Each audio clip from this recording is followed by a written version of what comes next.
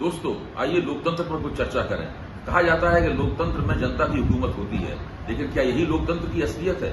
यह सही है कि लोकतंत्र में सत्ता पाने के लिए जनता का समर्थन आवश्यक होता है, लेकिन उसके लिए जरूरी होता है कि पूंजी की बड़ी ताकतें भी आपका समर्थन करें, साथ में नौकरशाही का एक बड़ा हिस्सा भी साथ में आए, तब कहीं जाकर सत्ता का समीकरण पूरा बनता है। बिना इस समीकरण को देखे हुए, इसकी समीक्षा किए हुए राजनीतिक परिस्थिति का जो भी आकलन होता है वो गलत साबित होता है। अगर आपको इसी समीकरण की रोशनी में लोकतांत्रिक राजनीति की हकीकत को जानना समझना है तो नई परख चैनल देखिए, उसे सब्सक्राइब कीजिए, उसके साथ जुड़िए। धन्यवाद। नमस्कार, नई परख के राष्ट्रीय मुद्दा कार्यक्रम में आपका स्वागत है। और आज हम रोज की तरह ही प्रोफेसर अभय कुमार दुबे से देश की राजनीति के बारे में बातचीत करेंगे। देश की राजनीति से जुड़े कुछ महत्वपूर्ण पहलुओं को समझने का प्रयास करेंगे। अभय सर नमस्कार। यह जी एक महत्वपूर्ण बात जो आज सामने आई, हालांकि वो पहले से चल रही है, कि अशोक गहलोत ने काफी ज्यादा खर्च किया है भाजपा की हिंदुत्व की राजनीति को साधने के लिए। उन्होंने गायों की सुरक्षा के लिए पिछले 5 वर्षों में 3,000 करोड़ रुपए से ज्यादा खर्च किए हैं। उन्होंने पुजारियों, जो मंदिर में पुजारी होते हैं, उनके वेतन को 3,000 से बढ़ाकर 5,000 कर दिया है। कुछ मंदिरों के जीर्णोद्धार के लिए उन्होंने 100 करोड़ रुपए तक दिए हैं।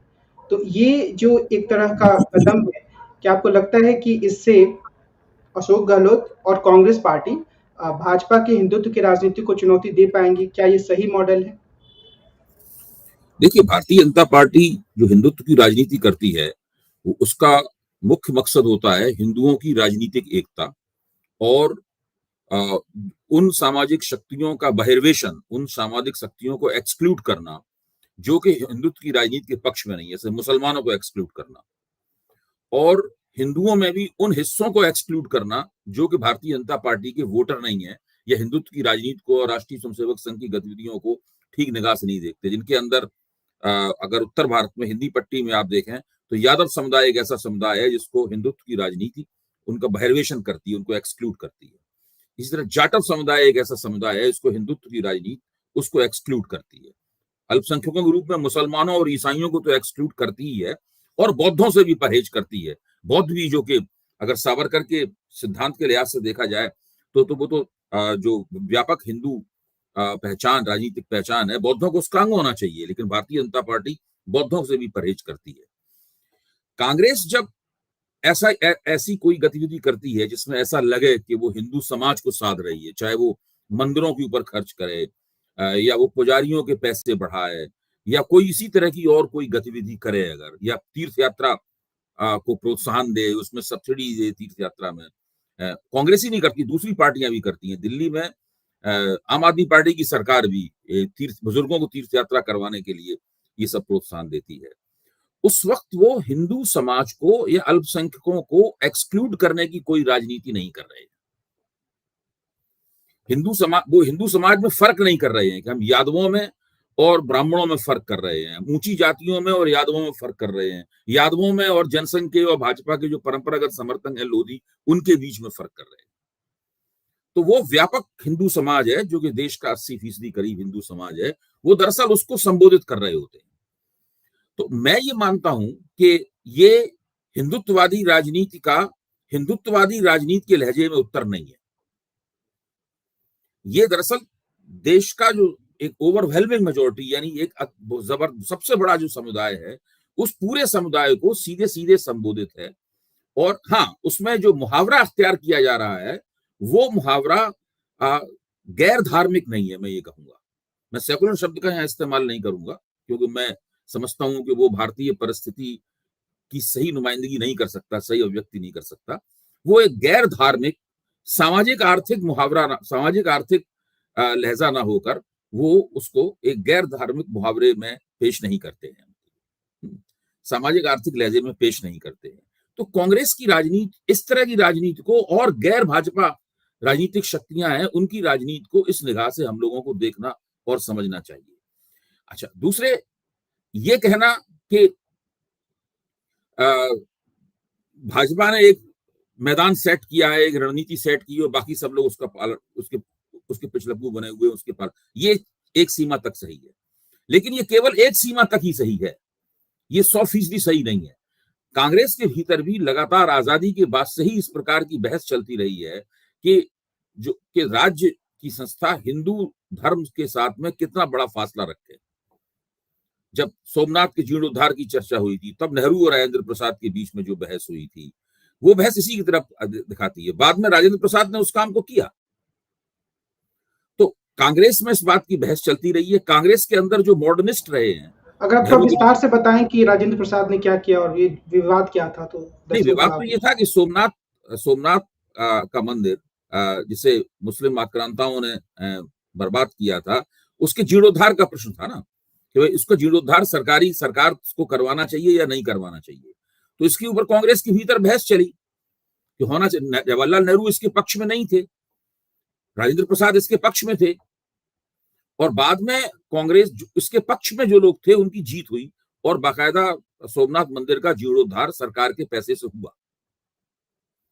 अच्छा, बहुत सारे कांग्रेसी जो कभी राष्ट्रीय स्वयंसेवक संघ के सदस्य नहीं रहे, कभी हिंदुत्ववादी नहीं रहे, कभी एंटी मुस्लिम नहीं रहे, वो इस पक्ष में थे कि हिंदू धर्म के साथ में सरकार का जो रिश्ता है, सरकार का रिश्ता इतनी दूरी का नहीं होना चाहिए कि वो उससे निरपेक्ष रहे पूरी तरीके से। अच्छा, जहां तक राज्य की संस्था द्वारा और संसद द्वारा कानून बनाकर हिंदू धर्म में हस्तक्षेप करने की बात है, वहां तो जवाहरलाल नेहरू भी इसके पक्ष में थे। अगर अब जो क्लासिकल सेकुलर रवैया है, अगर आप उसकी तरफ जाएं, तो सरकार को तो वो भी नहीं करना चाहिए था। सरकार को कानून बनाकर एक किसी धर्म के आधुनिकीकरण के एजेंट की तरह काम नहीं करना चाहिए था। लेकिन जवाहरलाल नेहरू इसके पक्ष में थे कि सरकार कानून बनाए और हिंदू धर्म के अंदर उसकी विभिन्न संस्थाओं के अंदर इस तरह का हस्तक्षेप करे ताकि हिंदू समाज का आधुनिकीकरण हो। तो सवाल यह है कि ये दो, कांग्रेस के अंदर हमेशा से दो तरह के रवैये। जो कांग्रेस के आधुनिकतावादी थे, वो हिंदू समाज का राज्य की संस्था की पहलकदमी के जरिए आधुनिकीकरण करने के पक्ष में थे। यहां वो सरकार और हिंदू समाज की नजदीकियों के पक्षधर थे। दूसरी तरफ कांग्रेस का एक दूसरा हिस्सा था, वो हिंदू समाज की तमाम धार्मिक संस्थाओं को सरकार के सहयोग का भी पक्षधर था। और ये परंपरा अंग्रेजों के जमाने से चल रही थी। अंग्रेजों ने ही जो हिंदुओं के बड़े बड़े मंदिर थे, उनके जो धर्मादय थे और उनका जो प्रबंधन था, वो उन्होंने अपने हाथ में ले लिया था। और जब कांग्रेस को सत्ता का हस्तांतरण हुआ, तो वो सारी की परंपरा, सारा अधिकार और सारा निजाम जो था, वो भारत सरकार के हाथ में चला गया और आज तक है। हिंदुओं के बहुत सारे ऐसे संगठन हैं, वो इस बात की मांग करते रहते हैं। सुप्रीम कोर्ट में भी इस बात को लेकर, सुप्रीम कोर्ट तक इस बात को लेकर मुकदमे चले हैं। एक नहीं, 50 मुकदमे चले हैं, और मेरा ख्याल से एक आध मुकदमा इस तरह का हरदम चलता रहता है, जो ये मांग करता है कि हिंदू मंदिरों का तमाम प्रबंधन जो है ना, वो सरकार के हस्तक्षेप से बिल्कुल मुक्त होना चाहिए। लेकिन भारत सरकार ने आज तक, आज की तारीख तक, चाहे वो नरेंद्र मोदी की सरकार हो या कांग्रेस की सरकार हो या किसी की भी सरकार हो या किसी कोई गठजोड़ सरकार हो, आज तक हिंदू मंदिरों को सरकार के हस्तक्षेप और नियंत्रण से मुक्त करने की दिशा में एक भी कदम नहीं उठाया है। वो पूरी तरीके से सरकार के हाथ में है। तो आप देखिएगा, आजादी के बाद से ही लगातार और आजादी के पहले से भी जो हिंदुओं का धार्मिक जीवन है, उसमें सरकार का मुतवातिर हस्तक्षेप रहा है और सहयोगात्मक हस्तक्षेप रहा है। चाहे उसे आप आर्थिक दृष्टि से नापें, चाहे आप सामाजिक दृष्टि से नापें, या किसी भी तरीके से नापें। तो इसीलिए मैं कहता हूं कि केवल हिंदुत्व का विमर्श जो कि पिछले 10 साल से जीता हुआ प्रतीत हो रहा है, केवल उसके प्रभाव में यह काम नहीं हो रहा है। यह काम शुरू से लगातार चल रहा है। लेकिन जो एक छवि कांग्रेस की बन गई कि ये थोड़ी मुस्लिम परस्त पार्टी है, हिंदू भावनाओं का ख्याल नहीं रखती है, जिसकी तरफ ए.के. एंटनी कमेटी ने भी इशारा किया था, जो कांग्रेस की अंदरूनी कमेटी थी, तो उसके पीछे क्या कारण है? कि क्या ये मीडिया द्वारा बनाया गया नैरेटिव है या कांग्रेस ने इसकी तरफ ध्यान नहीं दिया? नहीं, इसके पीछे लंबे अरसे से चल रहा प्रचार है। इसके पीछे बहुत लंबे अरसे से चल रहा प्रचार है, और मध्य वर्ग का एक हिस्सा जो कि हिंदुत्ववादी राजनीति, मैं हिंदू धर्म और हिंदुत्ववादी राजनीति में स्पष्ट रूप से फर्क करता हूं। मुझे पूरा यकीन है कि आप भी इसके बीच में फर्क करते होंगे, क्योंकि जो हिंदू परस्त राजनीति होती है, हिंदू परस्त राजनीति हिंदुओं के बीच में कोई भेदभाव नहीं करती, जबकि हिंदुत्ववादी राजनीति तो हिंदुओं के बीच भी भेदभाव करती है। वो न केवल अल्पसंख्यकों से भेदभाव करती है, बल्कि हिंदुओं के बीच में भेदभाव करती है। उत्तर प्रदेश में भारतीय जनता पार्टी चुनाव दर चुनाव ये नारा लगाकर चलती है, 3 जात के खिलाफ सब जात, और वो जाटवों और यादवों को मुसलमानों के साथ जोड़कर एक पूरी ऐसी कैटेगरी बनाती है जिस कैटेगरी का निरंतर अन्य हिंदुओं द्वारा बहिष्कार किया जाना चाहिए। उन्हें राजनीति से किस तरीके से राजनीतिक अधिकारों से वंचित किया जाए, कैसे उन्हें सत्ता में न आने दिया जाए, ये लगातार कोशिश उसकी तरफ से जारी रहती है। और वो उसका दावा है कि हमारी शर्तों पर राजनीति में आना चाहो तो आपका स्वागत है। ये दावा तो उसका मुसलमानों के लिए भी है। अगर मुसलमान ये मान जाए कि हमको हमारे राजनीतिक अधिकारों की आवश्यकता नहीं है, हम कोई राजनीतिक नुमाइंदगी के लिए कोई मांग नहीं कर रहे हैं, हमें केवल नौकरियां और सेल्फ एम्प्लॉयमेंट के लिए कर्ज, यही सब चीजें चाहिए, और शिक्षा में कुछ दाखिले चाहिए, हमें यही सब हमें केवल यही सब चीजें चाहिए, तो भारतीय जनता पार्टी को मुसलमानों को अपने साथ लेने में कोई आपत्ति नहीं होगी। लेकिन जैसे ही मुसलमान राजनीतिक दावेदारियां करते हैं, जिस तरह से यादव लोग राजनीतिक दावेदारियां करते हैं, जाटव लोग राजनीतिक दावेदारियां करते हैं, वैसे ही राष्ट्रीय स्वयंसेवक संघ और भारतीय जनता पार्टी उनके बहिष्कार की प्रक्रिया शुरू कर देती है। उसके लिए तरह तरह की युक्तियां अपनाती है। तो ये राजनीतिक समीक्षा करते हुए मेरी अपनी समझ ये है कि इस चीज के अंदर एक बारीक फर्क करना चाहिए, और इसका जो इतिहास है उस इतिहास में भी सही निगाह रखनी चाहिए। और जो आपने हिंदुत्ववादी राजनीति और हिंदू परस्त राजनीति कहा, तो मुझे लगता है कि हिंदू परस्त राजनीति जागरूक रूप से मुसलमानों का बहिष्करण भी नहीं करती है, जो कि आप बिल्कुल नहीं। हिंदू परस्त राजनीति मुसलमान जो एक हम लोगों के मेरे गुरु थे प्रोफेसर DL शेठ, तो वो हमेशा कहते थे कि जो बहुत कर्मकांडी हिंदू होगा वो एंटी मुसलमान विरोधी नहीं होगा। ये पूरा कि जो त्रिपुंडधारी है, जो पूजा करता है, वो जो हिंदुओं में पूजा है वो किसी भी तरीके से मुस्लिम विरोध की तरफ नहीं ले जाती है। ऐसा उसमें कुछ भी नहीं है, ऐसा कोई विचार उसके पीछे नहीं है, उसके बीच उसका अंतर्निहित संदेश भी इस तरह का नहीं है। ये भी कह सकते हैं, ये भी हम कह सकते हैं कि अगर कांग्रेस को सच में अगर हिंदू समर्थन नहीं करते तो हिमाचल में नहीं जीतती, कर्नाटक में नहीं जीतती, मध्य प्रदेश या राजस्थान कहीं भी नहीं मैं जीतती। आपको कह रहा हूं, इस देश में कोई भी पार्टी कोई चुनाव नहीं जीत सकती अगर हिंदुओं के वोट ना मिले। कांग्रेस तो छोड़ ही दीजिए, तमिलनाडु में द्रमुक नहीं जीत सकती, अन्ना द्रमुक नहीं जीत सकती, कांशीराम की पार्टी नहीं चुनाव जीत सकती, कोई पार्टी नहीं चुनाव जीत सकती। नगर पंचायत से लेकर लोकसभा तक एक भी चुनाव नहीं जीत सकती अगर हिंदुओं का बड़े पैमाने पर समर्थन न मिले। इस देश में कुछ एक गिनी चुनी उंगलियों पर कुछ निर्वाचन क्षेत्र हैं जहां पर आप केवल मुसलमानों के समर्थन से चुनाव जीत सकते हैं, लेकिन वहां भी एक से ज्यादा मुसलमान उम्मीदवार खड़े होते हैं, तो मुसलमानों का समर्थन भी उतना निर्णायक नहीं होता। हिंदुओं के समर्थन से ही वो चुनाव जीता जाता है। इस देश में मतदाताओं की संरचना है, उसमें हिंदुओं का दिल्ली में आम आदमी पार्टी कैसे चुनाव जीतती है। यहां तक कि देश के मुसलमान भी उस पार्टी को वोट देना पसंद करते हैं जिसको बहुत जो भाजपा जैसी पार्टी ना हो, लेकिन बड़े पैमाने पर उसे हिंदुओं के वोट मिले। मुसलमानों को लगता है अगर हम इस पार्टी को वोट देंगे तो हमारे वोट की कीमत ज्यादा होगी, हमारा वोट सत्ता बदलने में कामयाब होगा।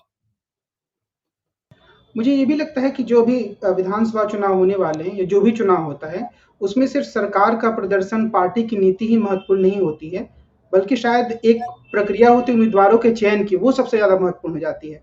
अगर हम पीछे देखें भी तो हिमाचल प्रदेश और कर्नाटक में शायद भाजपा की दुर्गति इसलिए भी हुई क्योंकि उनके बहुत सारे विद्रोही उम्मीदवार खड़े हो गए थे। तो इस संदर्भ में पार्टियों को ज्यादा सावधान रहने की जरूरत है जब वो इस प्रक्रिया में है, इस दौर में। देखिए, उम्मीदवारों का चयन तो बहुत महत्वपूर्ण है, आप बिल्कुल ठीक आपने कहा, और जो पार्टियां इसमें गलती करती हैं वो उन पार्टियों को चुनाव में खामियाजा उठाना पड़ता है। इसमें देखना ये पड़ता है, पार्टियां आमतौर पर देखती हैं कि उनके पहले से चले आ रहे जो जीते हुए विधायक या सांसद जनप्रतिनिधि हैं, उन जनप्रतिनिधियों के खिलाफ कितनी एंटी इनकम्बेंसी है, उन जनप्रतिनिधियों के खिलाफ उनके निर्वाचन क्षेत्र में नाराजगी है कि नहीं, या उनमें इतनी क्षमता है कि नहीं कि उस नाराजगी के बावजूद भी कुछ हो सकता है कम वोटों से जीते लेकिन चुनाव जीत जाएंगे। फिर आजकल चुनाव में धन का बहुत हस्तक्षेप बहुत बढ़ गया है, धन बल का, तो उनके पास वो शक्ति है कि नहीं। बाहुबल का भी हस्तक्षेप बढ़ गया है, तो एक बाहुबल वाली स्थिति भी देखती हैं, लेकिन मुख्य तौर पर वो यही देखती हैं कि आमतौर पर निर्वाचन क्षेत्र की जनता उनसे नाराज है कि नहीं। जिन पार्टियों के उम्मीदवारों के खिलाफ बहुत ज्यादा एंटी इनकम्बेंसी होती है, पार्टियां कोशिश करती हैं कि उनको बदल दें, और जब वो नहीं बदलती हैं तो उनको बड़े पैमाने पर नुकसान होता है। जो कल हम लोगों ने तेलंगाना के ऊपर चर्चा की थी, इस बार के चंद्रशेखर राव ने चुनाव के करीब 3-4 महीने पहले ही या 6 महीने पहले ही अपने उम्मीदवारों की सूची घोषित कर दी थी, ताकि वो लोग अपना काम शुरू कर दें। और इसकी वजह से भी वहां पर उनके खिलाफ और उनकी पार्टी के खिलाफ नाराजगी है कि वो सारे उम्मीदवार वही हैं जो पहले से विधायक थे वहां पर। उन्होंने किसी को बदला नहीं। उस सूची में मतलब मेरे ख्याल से लगभग सारे लोगों को दोबारा टिकट उन्होंने दे दिया है। तो इससे भी बहुत नाराजगी पैदा हुई है उनके खिलाफ। अभी जो 3 राज्य हैं खास और तौर एक पे, और बात मैं कह दूं कि राजस्थान के ऊपर भी हम लोग चर्चा कर चुके हैं। राजस्थान में भी स्थानीय स्तर पर कांग्रेस के विधायकों के खिलाफ काफी नाराजगी है। और अशोक गहलोत अगर चुनाव जीतना चाहते हैं तो मेरे जैसे तमाम लोगों की ये राय ये है कि उन्हें उन बड़े पैमाने पर उन विधायकों के टिकट काटने होंगे और उनको बदलना होगा। यहां तक कि नरेंद्र मोदी और भाजपा के अंदर भी इस बात को चर्चा चल रही है और हम सब लोग कयास लगाते रहते हैं कि 2024 में भाजपा कितने सांसदों के टिकट काटेगी। माना जाता है कम से कम 100 के टिकट तो 303 भाजपा के चुने हुए सांसद हैं, उसमें 100 के टिकट तो कटना तकरीबन तय है। लेकिन टिकट काटने के साथ साथ ये भी महत्वपूर्ण है कि बहुत ज्यादा बागी उम्मीदवार खड़े ना हो, क्योंकि वो भी फिर पार्टी को नुकसान पहुंचाता है। ये स्थानीय स्तर पे जो राजनीति होती है उसके ऊपर पूरी तरह किसी भी संगठन के हाथ में वो नहीं होती है। आप एक जगह एक उम्मीदवार नाराज है, एक उम्मीदवार से वहां की जनता नाराज है, आप उसका टिकट काट देते हैं। तो जब ये अंदाजा लगाया जाता है नाराज है, 100% लोग तो नाराज नहीं होते, कुछ उसके साथ भी लोग होते हैं। ऐसा कोई उम्मीदवार नहीं होता 100% लोग नाराज हो। तो फिर वो लोग उसके पक्ष में खड़े हो जाते हैं। जैसा कि हम लोग जानते हैं कि पार्टियों का अनुशासन और उनका जो पार्टी निष्ठा, ये सब चुनाव जब खत्म हो जाता है तब शुरू होती है। चुनाव जैसे ही नजदीक आता रहता है ये चीजें डगमगाने लगती हैं। तो जिसका आप टिकट काटते हैं तो वो कुछ ना कुछ तो नुकसान करता है, उदास में घर ही बैठ जाता है, इसी से नुकसान होता है। उसके समर्थक घर बैठ जाते हैं, इससे नुकसान होता है। जरूरी नहीं कि वो सक्रिय रूप से विरोध करे। अब जैसे कि आजकल बहुत कयास लगाया जाता है कि वसुंधरा राजे सिंधिया क्या खुला विद्रोह करेंगी कांग्रेस भाजपा के खिलाफ, या वो चुपचाप घर पे बैठ जाएंगी, या उनके लोग जो हैं वो भीतर घात करेंगे। तो ये सब चर्चाएं चल रही हैं क्योंकि सब लोग यही ऐसी स्थिति हर जगह रहती है। ये जो 3 राज्य हैं, तेलंगाना को एक समय के लिए अगर छोड़ भी दें तो छत्तीसगढ़, मध्य प्रदेश और राजस्थान, यहाँ आम आदमी पार्टी और बहुजन समाज पार्टी भी पूरा दम लगाकर चुनाव लड़ रहे हैं। तो क्या आपको लगता है कि इनका कुछ असर रहेगा या चुनाव मुख्य रूप से 2 दलों के बीच में ही होने वाला है? मैं तो ये मानता हूं कि ये मुख्य तौर पर भारतीय जनता पार्टी और कांग्रेस के बीच की टक्कर है। और ये टक्कर इतनी ज्यादा सीधी है कि दूसरी पार्टियां जो उसमें अपने उम्मीदवार खड़ा कर रही हैं उनको नाम मात्र के ही वोट मिलेंगे। इनमें से बहुत से उम्मीदवारों को 1% या उससे भी कम, आधे प्रतिशत से भी कम वोट मिलेंगे, मेरा ये मानना है। यानी वो इतने वोट मिलेंगे कि अगर वो हारने वाले उम्मीदवार के साथ जोड़ भी दिए जाएं तब भी वो उसकी भरपाई नहीं कर पाएंगे। पर ये इन पार्टियों के उम्मीदवार अगर मान लो किसी का नुकसान करते हुए दिखते हैं तो मान लो चुनाव वो हार रहा है, देखना पड़ेगा ना इनको कितने वोट मिले। अगर ये वोट इस हारने वाले उम्मीदवार के साथ जुड़ जाते तो वो जीत सकता था या जीतने के करीब पहुंच जाता। तो मुझे नहीं लगता कि इतने भी ज्यादा वोट मिलेंगे कि ऐसा कोई हम लोग आकलन और गणित लगा पाए। हालांकि सी वोटर के सर्वे में मायावती को 4% वोट दिखाया गया है, तो शायद वो कुछ उनकी भूमिका हो। देखिए, सर्वेक्षण में जो आता है वो अनुमानित है, पहली बात तो ये। दूसरी बात यह है कि सर्वेक्षण में आमतौर पर जितने वोट दिखाए जाते हैं और जिस तरह वोटों का बंटवारा होता है, वास्तव में न उसमें वोट आते हैं न उस तरह वोटों का बंटवारा होता है। सर्वेक्षण केवल एक रुझान दिखा सकता है, इसलिए उसके द्वारा दिए गए, जैसे मान लीजिए सर्वेक्षण में दिखाई पड़ रहा है कि एक पार्टी दूसरे से आगे है, तो ये रुझान तो समझ में बात आती है। अब वो कितनी आगे है, कितना % वोट से आगे है, वो तो सर्वेक्षण खुद ही कहता है कि भाई 3 से 5% प्लस माइनस कमोबेश एरर है, इसके अंदर गलती की संभावना है। अब आप सोचिए, अगर एक पार्टी दूसरी पार्टी से 2% आगे दिखाई जा रही है, 3% आगे दिखाई जा रही है, अब 3 से 5% एरर की संभावना भी है। अब आप बताइए कैसे आप इसका अंदाजा लगाएंगे? तो एक मोटा मोटा संदेश ये मिलता है कि ये पार्टी आगे है, ये पार्टी पीछे है, ज्यादा आगे है कि कम आगे है। इससे ज्यादा कोई संदेश लेना उचित नहीं है। अगर हम सर्वेक्षणों से इतने ज्यादा प्रभावित होंगे और इस तरह से नतीजों में पहुंचने लगेंगे तो हमारी समीक्षाएं गड़बड़ा जाएंगी। एक आखिरी सवाल इज़राइल और हमास के संघर्ष के बारे में। क्या आपको ये लगता है कि ये जो मुद्दा है कहीं से जो भारत की जो राजनीति चल रही है, उसको भी प्रभावित कर सकता है? उसमें ये क्षमता नहीं है? कर सकता। इसलिए नहीं कर सकता कि फिलिस्तीन का मुद्दा अब अरब देशों में, मध्य पूर्व में भी प्रभावी नहीं रह गया है। मैं काफी इस बारे में पढ़ा है और अध्ययन किया है। जो लोग विशेषज्ञ हैं, भारतीय नहीं, बाहर के लोगों की भी मैंने बातें पढ़ी हैं। सब लोग कह रहे हैं युद्ध जबरदस्त हो रहा है, बहुत विध्वंस हो रहा है, तो उसकी पर सब लोगों को अपना अपना पक्ष तय करना है, राजनीति में अपने तरह से हस्तक्षेप करना है, वगैरह वगैरह। ये सारे काम तो हो रहे हैं, लेकिन ये मानना कि भारत की राजनीति या भारत जैसे अन्य देशों की राजनीति इससे प्रभावित होगी, मेरे ख्याल से उचित नहीं होगा। भारत ने खुल के इजराइल का साथ दिया। इसका क्या मतलब हुआ? क्या सऊदी अरब भारत के साथ व्यापार करना बंद कर देगा? बिल्कुल नहीं करेगा। कोई भी अरब देश भारत के साथ व्यापार करना बंद नहीं करेगा, भले ही भारत ने खुल के इजराइल का साथ दिया है। ऐसा कुछ नहीं होगा, और भारत भी इस बात को जानता है और अरब देश भी इस बात को जानते हैं। अभी तो नरेंद्र मोदी सऊदी अरब गए थे और वो वहां पर रामाला भी गए थे, वहां पर होके आए थे वहां पर, और वो पूरी कोशिश कर रहे हैं, अभी से नहीं, जाने कब से कोशिश कर रहे हैं कि अरब देशों से, सऊदी अरब से भारत के संबंध अच्छे हों। यहां तक कि मिडिल ईस्ट की प्रतिक्रिया के डर से तो नूपुर शर्मा को किनारे बैठा दिया गया और अपने प्रवक्ता को उन्होंने पार्टी से भी निकाल दिया और आज तक उनकी वापसी नहीं हुई है। एक चीज़ ज़रूर है कि जो भारत का जो दृष्टिकोण है, जैसा कि आज के द हिंदू में बताया गया है कि जो आधिकारिक प्रवक्ता हैं, वो ये कह रहे हैं कि हम फिलिस्तीन के अधिकारों के पक्ष में हैं, आतंकवाद के विरोध में हैं। लेकिन जो शासक दल है, देश के अंदर उसके भाव-भंगिमा ऐसी है कि हम पूरी तरीके से इज़राइल के साथ हैं। तो ये एक विरोधाभास दिखता है।